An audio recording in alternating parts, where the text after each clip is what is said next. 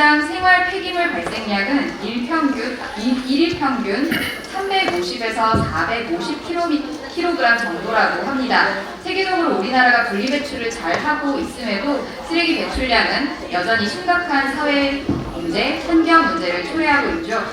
환경 문제의 심각함을 대처하기 위해 분리배출의 현행 제도의 문제점을 점검하고 대안을 제안할 예정이라고 합니다. 차이 모둠을 발표하실 분들 마이크 잡으시고 준비되시면 발언을 시작하시면 됩니다. 발언을 시작하시는 동시에 시간 측정 타이머가 작동될 예정입니다.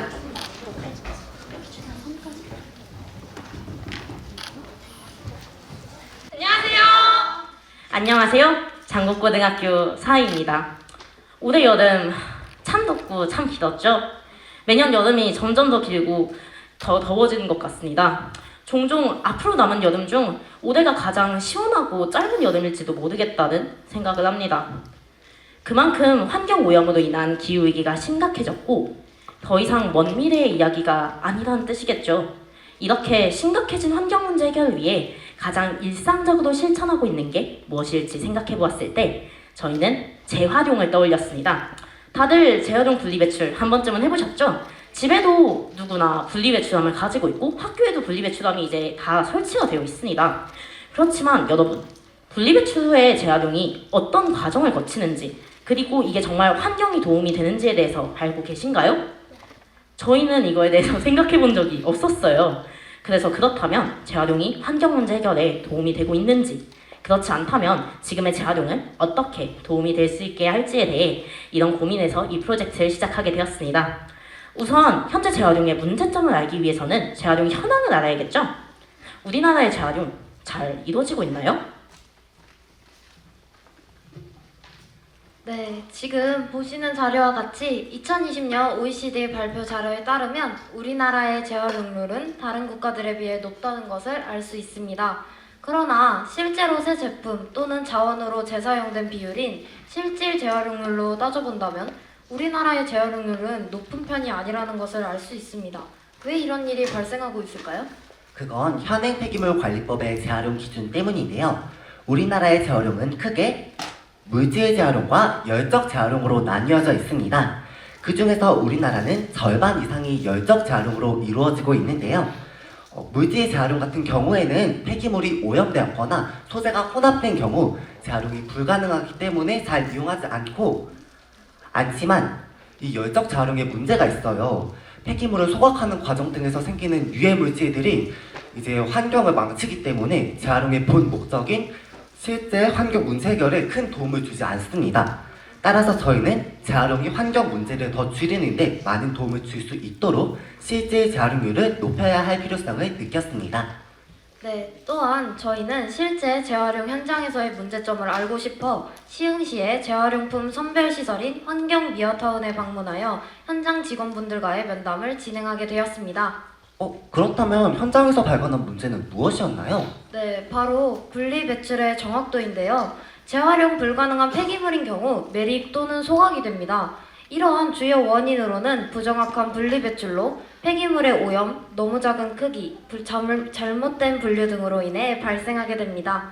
또한 실제 종량제 봉투에 배출된 폐기물의 절반 이상이 재활용이 가능한 것으로 추정되고 있습니다. 이처럼 재활용률을 높이기 위해서는 보다 정확한 분리배출이 중요한데요. 그렇다면 이 분리배출의 정확도에 영향을 미치는 요인이 있을까요?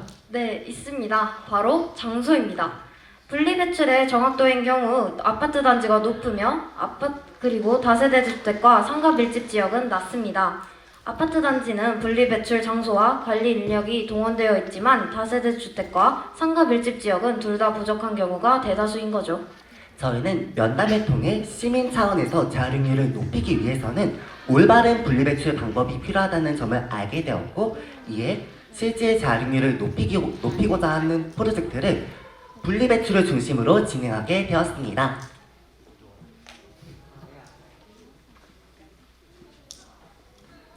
그렇다면 현재 시행되고 있는 정책 중에 이를 해결할 수 있는 방법은 없을까요? 저희 나라는 다른 나라에 비해 재활용을 적극 권장하는 편인데요. 재활용 가능 자원의 분리수거에 관한 지침에 따르면 지자체를 대상으로 하여 분리배출 요령을 제시하고 있습니다. 정부에서 제시해준 지침 덕분에 재활용 체제가 잡힌 것도 사실이고요. 하지만 지역 사정에 맞춰 배출 품목을 임의로 조정 가능하다는 여유가 있습니다. 그 말씀은 지역마다 규정이 다를 수도 있다는 건가요? 맞습니다. 여러분, 혹시 라면 많이 드시나요? 네. 다들 한 번쯤은 스티로폼 용기를 사용하는 라면을 드셔보셨을 것 같은데요. 저희가 찾아봤던 광명과 시흥의 경우 세척 후 배출이 가능하다고 안내되어 있는 반면 안산과 부천은 이물질이 남으면 재활용이 불가능하다는 안내가 되어 있었습니다. 기준을 통일하는 것이 가장 우선이겠네요. 맞습니다. 태종님, 저는 법률에 대해서 살펴봤는데 혹시 실제 정책으로서는 방법이 또 있을까요? 예, 법에서는 재활용 기준의 모호함이 문제였다면 실생활에서는 문전 혼합 배출 방식을 사용했을 때 배출 단계에서 재활용품이 제대로 분리되지 않는다는 문제점이 있었습니다. 이를 해결하기 위해서 영등포구에서는 주민들이 지정된 장소에 재활용을 할 수 있는 재활용 정거장 정책을 도입했습니다. 구에서 분리배출 장소를 마련해 준 것이군요. 그렇다면 정책의 운영 방식은 어떻게 될까요? 재활용 정거장은 상시 운영되는 고정식 정거장과 지정된 시간 동안 설치하고 철거되는 이동식 정거장으로 나뉘는데 현재 영등포구에서는 총 74개의 재활용 정거장을 운영하고 있습니다. 그 위치는 구청 홈페이지에서 확인할 수 있습니다. 와, 지금 구에서 직접 배출 장소를 마련해 준다면 너무 편할 것 같은데요. 혹시 불편한 점 같은 건 없을까요? 물론 단점 또한 있었습니다. 영등포구의 경우 정거장의 위치만 확인 가능할 뿐 이동식인지 고정식인지 어떤 유형인지에 대한 확인이 불가능했고 특히 이동형의 경우 이용 가능한 시간이 명시되어 있지 않아서 이용을 하는데 불편함을 겪었습니다. 또한 재활용 정거장 자체에 있어서 기존에 있던 문전 혼합 배출 방식과 차별되는 이용자 혜택이 부족하여서 이용자 입장에서는 집 앞에 버리는 게 더 편하고 더 이득처럼 느껴질 수 있다고 생각했습니다. 이용자가 필요성을 크게 느끼지 못하여 이용을 유도하기 어렵다는 점이 해당 정책의 한계라고 생각됩니다. 그렇다면 시민들의 참여를 유도하는 것이 관건이겠네요.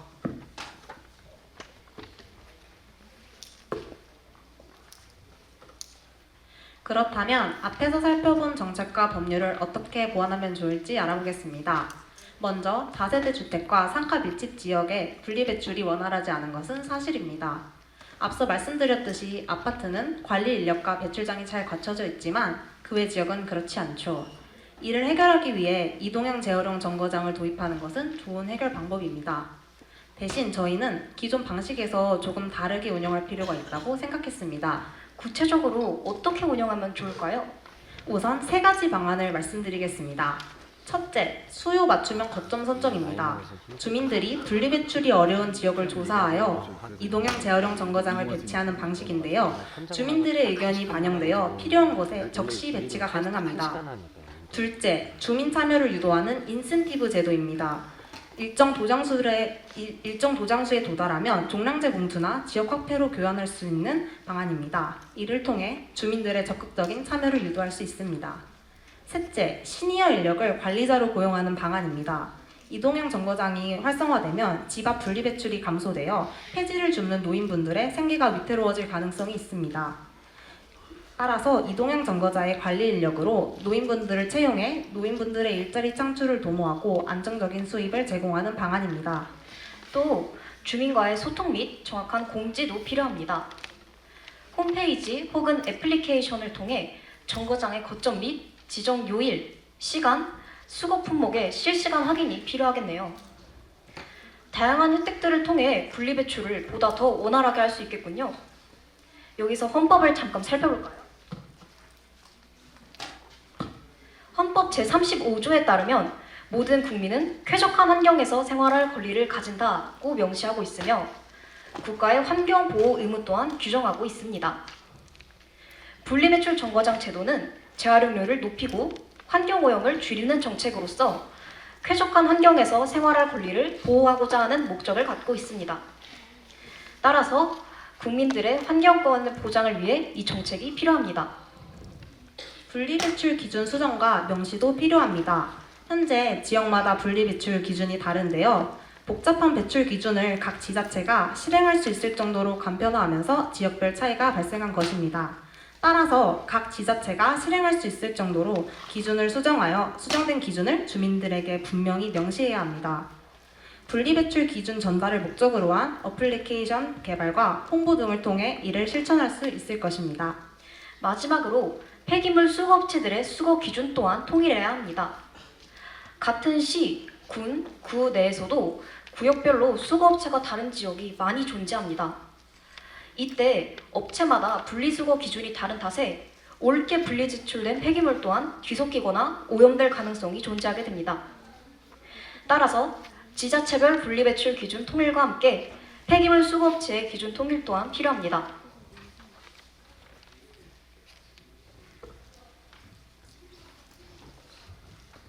저희는 고안했던 정책을 실현하기 위해 첫 번째, 시흥시 주민참여 예산을 제안서를 작성하였고 두 번째, 환경부 민원을 작성했습니다. 먼저 환경부 민원의 내용 설명 부탁드립니다. 저희가 제시한 문제점은 지자체별 분리배출 기준의 차이와 그로 인해 발생하는 시민들의 혼란이었습니다. 따라서 저희는 생활 폐기물의 분리배출 기준을 지정하고 수거업체의 분류 기준을 통일하는 방안을 환경부에 제기하였습니다. 그러나 지역 여건을 감안해 보았을 때 현행 유지가 적합하다는 답변을 받게 되어 아쉬웠습니다. 그렇다면 주민참여 예산서는 어떤 내용으로 작성하셨는지 소개 부탁드립니다. 재활용 정거장 정책을 원활히 시행하고 있는 지자체의 정책과 저희가 제안한 공공정책을 간략화하여 예산서를 작성하였습니다. 예산서의 공공정책은 이동형 정거장의 설치와 수거 일정 계획표 공유, 온오프라인 홍보, 관리 및 이용 유도를 위한 앱 활용, 포인트 시스템을 마련하여 보상을 제공하고 시니어 인력을 채용하는 방안 등을 담게 되었습니다. 현재 해당 예산서는 적격 여부 판단 중입니다. 또한 재활용 정거장 정책을 실현할 때 시민들의 참여율과 효과를 높이는 데 어떠한 요소가 도움이 되는지 알아보기 위하여 교내 각 층마다 간이 재활용 정거장을 설치하여 5일간 실험을 진행하였는데요. 관련 내용 설명 부탁드립니다. 네, 저희는 교육과 홍보 그리고 보상이 학생들의 분리배출을 활성화할 것이다 라는 가설을 설정하여 5일간 실험을 진행하였습니다. 3일차 오전까지는 교육, 홍보, 보상 요소 없이 재활용 정거장을 단순히 설치만 해놨는데요. 그리고 3일차 점심시간에 올바른 분리배출법에 관한 퀴즈를 통해 친구들에게 교육을 진행했습니다. 여기서 그때 저희가 사용했던 퀴즈 내용 하나 드릴게요. 여러분, 햇반 용기 있죠? 어디에 버려야 할까요? 플라스틱일까요? 일반 쓰레기일까요? 정답은 일반 쓰레기입니다. 왜냐하면 플라스틱 재질이 혼합되어 있기 때문입니다. 이렇게 많은 친구들이 어려워하거나 헷갈려하는 분리배출과 관련된 퀴즈를 통해 교육을 진행하였고 이후에도 홍보지를 각 반마다 부착하여 저희가 하고 있는 재활용 정거장 실험에 대한 홍보를 진행하였습니다. 또한 이 3일차 점심시간을 기점으로 수집된 재활용량을 비교하였습니다. 그리고 3일차 오후부터 동일한 조건 하에 이 4층에만 정거장 이용 시 자율적으로 간식을 가져갈 수 있도록 보상을 제공하여 보상이 있을 때와 없을 때의 차이를 살펴보고자 했습니다. 수집 품목은 폐건전지, 투명 페트병, 캔 3가지 품목을 수거하였으며 실험이 종료된 후 선별 및 세척의 과정을 거쳐 마을 내 자원순환 가게에 기부하였습니다. 그렇다면 가설로 세운 요소들의 효과를 확인할 수 있었나요?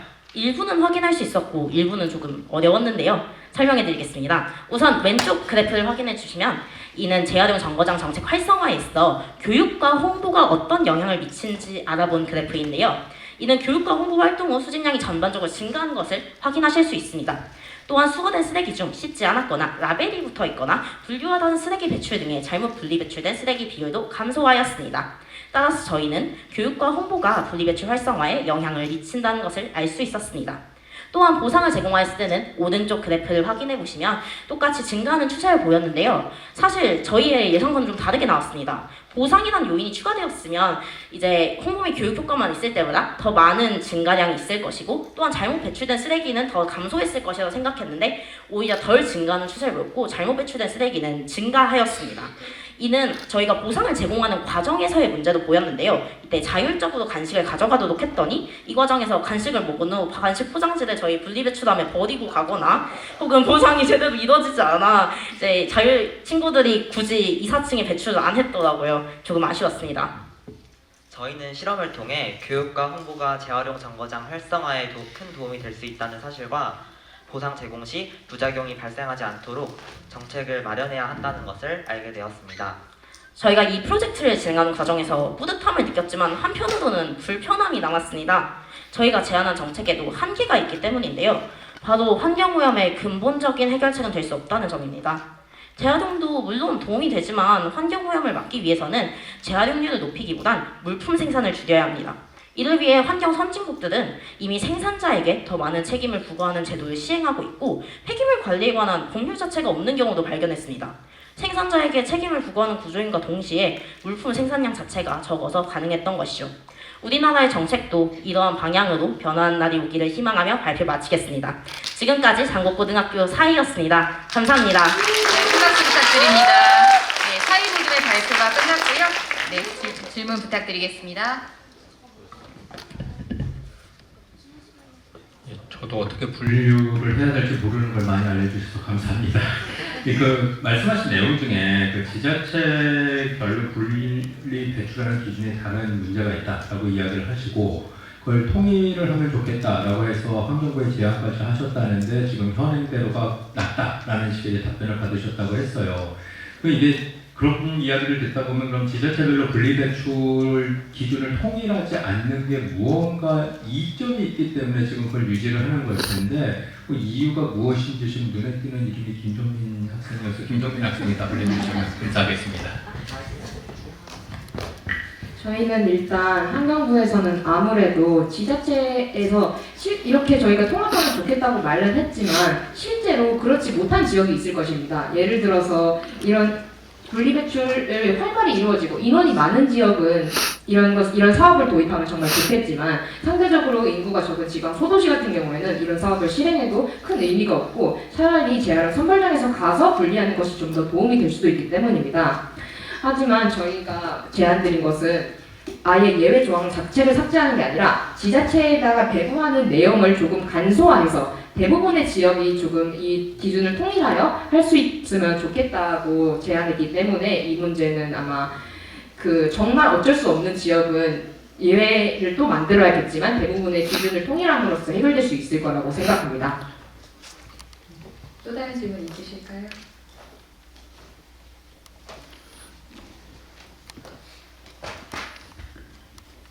네, 분리수거 기준이 달라서 혼란스러웠던 점은 누구나 경험 한 번씩은 해봤을 것 같아요.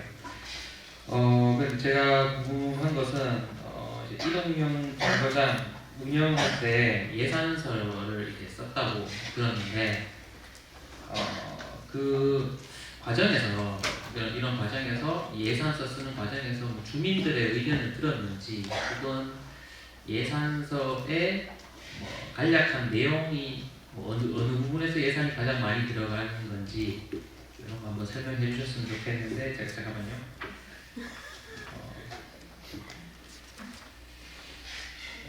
용태중 학생.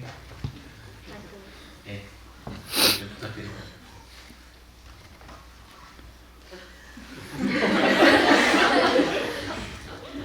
이 과정에서 주민들의 의견을 수렴했는지.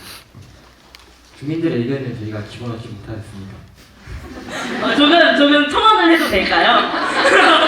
이제 주민들의 의견을 수렴하지 못했지만 이걸 진행하는 과정에서 교내 학교 친구들과 얘기를 조금 들어볼 수 있었고 그리고 이제 예산을 어떤 식으로 편성하느냐에 대한 질문을 해주셨는데 여기 예산서에 작성했던 건 저희가 이거에 관련된 R&D 그 환경 보고서가 있습니다. 이건 재활용 국내반항 시행 시 예산이 어느 정도 소요되는지에 대한 2015년 보고서라서 지금 조금 더 물가가 올랐을 것 같지만 기준을 설명드리겠습니다. 한 시내에 27개 이동형 재활용 정거장을 설치하게 될 때 초기 비용은 2억이 소요되게 됩니다. 이제 초기 설치하는 데 필요한 이제 대라던가 그리고 이런 것들이 들고요. 추가적으로 이제 매해 드는 비용은 매해 약 5천만 원 정도도 추정됩니다. 관리 인력 비용이라던가 쓰레기 봉투와 같은 소모품의 비용이 있을 수 있겠죠. 그리고 여기에 저희는 편익에 조금 집중했습니다. 이렇게 선별을 다세대 주택과 같은 곳에서 해서 오면 1차적으로 선별에 드는 비용이 감소하고요. 두 번째로는 이제 이 재활용품이 선별장에서 이제 경매를 통해서 재활용 업체에 넘어가게 되는데요. 품질이 좋으면 경매에서 당연히 더 좋은 값을 받을 수 있습니다. 여기서 나오는 편익이 꽤 큽니다. 그래서 편익이 약 1억 정도로 그 보고서에서 추정하고 있었습니다. 그래서 그 부분을 생각해서 예산을 책정하고자 했는데 제안서에서 저희가 최대로 쓸 수 있는 예산이 5천만 원까지밖에 못 쓰더라고요. 그래서 5천만 원을 일단 적었습니다. 네, 감사합니다. 답변 감사합니다. 수고 많으셨습니다. 큰 박수 부탁드리겠습니다. 어떠한 연습자 생활은 가장 힘든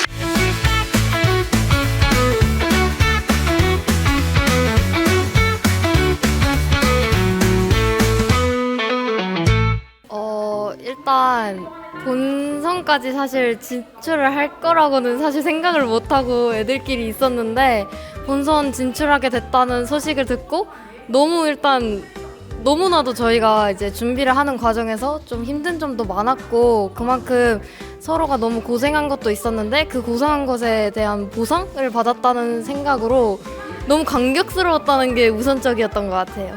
저희가 보고서를 작성하는 과정이 모두 처음이다 보니 하나씩 조사하고 또 탐구하는 과정에서 얻은 것들이 참 많은 것 같습니다. 그리고 또 직접 시흥시에 분리배출을 관련해 주시는 분들에게 면담도 요청해서 직접 가서 해보는 경험도 또 처음이었기 때문에 다음에도 만약에 이런 활동을 하게 된다면 굉장히 큰 도움을 받을 수 있었던 경험으로 남을 것 같습니다. 제가 사회교사로서 언제나 신경 쓰고 있는 부분은 탐구하는 태도와 역량이었던 것 같고요. 그리고 이번 프로젝트에서 친구들이 탐구하는 역량과 태도가 많이 길러졌다고 생각이 들고 또 그것을 실제로 행동하는 그런 힘도 정말 많이 길러졌다고 생각합니다. 진짜 고생 많았고 진짜 사랑한다. 끝입니다.